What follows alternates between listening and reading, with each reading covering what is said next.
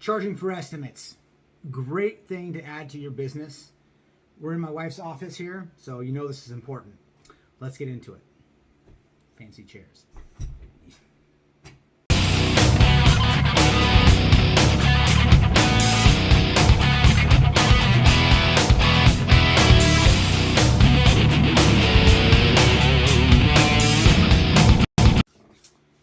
All right, so 5 things you guys are going to need to know when charging for estimates. First thing you're going to need is to not need the work.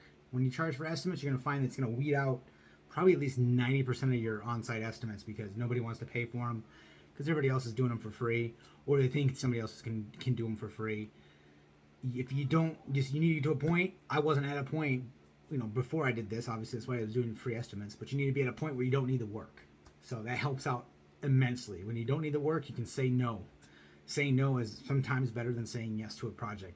Believe me. So saying no, not needing the work, that's when you can actually, that's when you can be in a spot to not give discounts, not say, okay, this time I'll go out for free kind of thing. And we're not talking about charging $40 for an estimate. We're talking about actually making money. So if it takes you an hour to go there, an hour to come back, spend an hour on the job site, and write an estimate for another hour, charge for half a day's labor. Like, my estimates start at $250 and go up from there depending on the size and scope of the work. Now, I give free offsite estimates, like remote estimates, like via their description, all that kind of stuff. I can price out a small bathroom. I can price out certain things, no problem, remotely. I'll give that for free.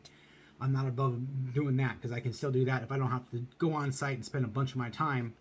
I got no problem spending 15 minutes on an estimate in my basement dungeon office and doing stuff. So I've got no problem. That's for free. That's part of the business.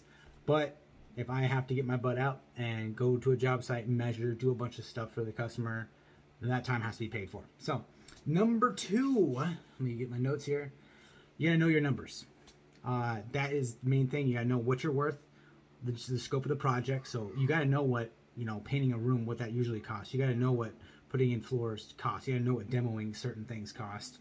You got to have experience, basically. So you got to have some experience. You got to know your numbers. That's the main thing. That way you can be confident on the job site. Talk to the customer. Hey, I can give ballparks. Like, I was on a job site today actually, and it was for a paid estimate. I charged a customer $500 for this estimate because it's a pretty big scope of work, and they're asking, hey, how much this? I need that. Hey, between $3,000 and $5,000 for this, between $1,500 and $2,000 for this. Worst case scenario, stuff like that. So, and some of them are like, oh wow, that's a lot, and some of them are like, well, it might be worth it, kind of thing. So, it's not your money. You're not there to save your customer money. You're there to make money for your business, right? So, yeah. So number 3, set your prices and don't give discounts. Like your base price. Let me look at my notes here. Your base price for your estimates should be pretty high. I mean, a free plug for myself. If you guys want I sell my contract, I'll throw in a template or my copy of an invoice for my paid for estimates. If you guys want, link in the description. Just email me if you want it.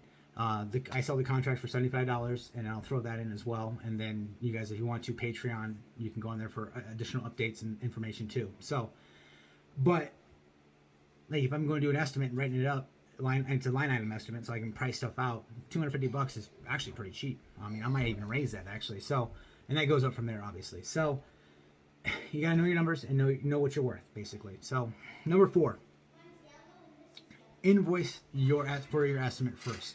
So, if somebody says, "Hey, yeah, I'll pay for it," don't drive there and then assuming to collect something because the customers already got you, the homeowners already got you on site. So if they decide not to pay you, you're already on site, you've already invested your time, you might as well just go ahead and give them a free estimate, right? No.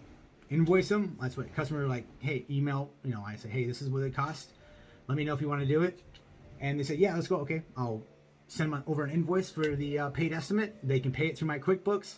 Once I receive a payment confirmation, then we can schedule the estimate. We can schedule the estimate, the on-site estimate. So make sure you collect payment first and then do your estimate. Full disclosure, I think probably closure rate for paid estimates is around 90% because they want to do the work. you already vetted them. They know what you're worth. They probably already looked you up on Facebook or Google or whatever, so you know that you're legit. But I mean, it's a no-brainer, and it's a good way to weed out the tire kickers and cheap customers for sure. So invoice your customer first. Get that money first, then invest your time. So the last one, you got to deliver a quality estimate. Basically, it's got to be line item. It's got to be accurate. You got to take measurements, do your paint, list out what kind of paint you're using, stuff like that. Give them a good quality product for their money. That way, if anything happens, you can prove it, or you probably just walk away. It's a couple $100, just walk away from it. But you want to be able to use that estimate as a scope of work reference in your contract or the contract you buy from me, because that's what I do. I've actually sold a couple bigger jobs, and I use the line item and estimate as the scope of work reference, and then I don't have to type up another scope of work in the contract. So saves me time. It's like almost like double dipping. That way, you get paid for an estimate, plus you can use that as to save you time on the back end if you're writing the contract. So also, I will say, I either credit the estimate fee into their end payment. That way, they get their money kind of back or not. So I can always mark stuff up, and it's a way of saying, hey, thanks, appreciate you, trusting me with your money and all that kind of stuff. That here, I'll give you a credit for. And I always credit if they approve it. They always credit, because I think it's a great way to do it, and I think it's a good business practice. You may not. It's completely up to you. So those are the 5 things. Charging for estimates. I've only gotten one. I'm not looking for work right now, so I've only had one charge estimate for $500 this month, and this month's only 10 days old. So this year's only 10 days old, right? So $500 for 10 days. It's not bad money, really. It isn't. So that's all I got for you guys. Again, link in the description for my contract, and I'll throw in the way I invoice customer, just a copy of an invoice and what I put down. That way you can have a clear scope of work for the actual estimate they're paying for. That way they're not expecting something crazy like down to the penny kind of estimate, because that's I don't even know how much money that would cost, right? So it's basically it, guys. Appreciate it. Like and subscribe.